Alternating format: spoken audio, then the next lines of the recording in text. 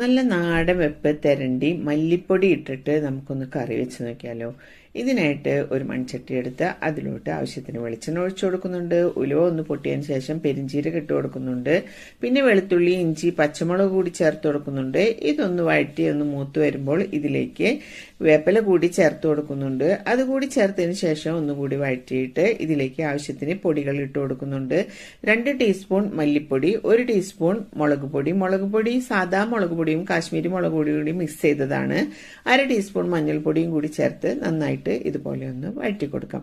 ഇതിന് ശേഷം ഒരു വലിയ തക്കാളി മിക്സിയിൽ അരച്ച് പേസ്റ്റ് ആക്കി എടുത്തതാണ്, അതുകൂടി ചേർത്ത് കൊടുക്കുന്നുണ്ട്. ഇതെല്ലാം ചേർത്ത് വീണ്ടും നന്നായിട്ടൊന്ന് വഴറ്റിയെടുക്കുന്നുണ്ട്. ഇനി മിക്സി കഴുകി കുറച്ച് വെള്ളം കൂടി ഇതിലോട്ട് ചേർത്ത് കൊടുക്കുന്നുണ്ട്.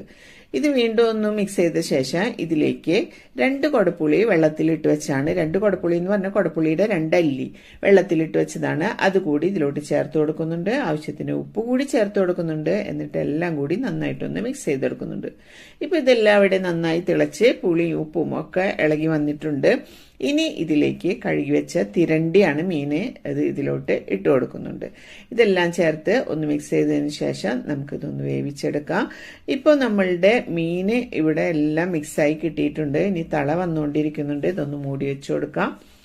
ഇപ്പോൾ ഇതിവിടെ നന്നായി തിളച്ച് വന്നിട്ടുണ്ട്. ഇനി ഈ തിളച്ചയിലേക്ക് കുറച്ച് വേപ്പിലയും പച്ചവെളിച്ചെണ്ണയും കൂടി ചേർത്ത സൂപ്പർ കറി റെഡി.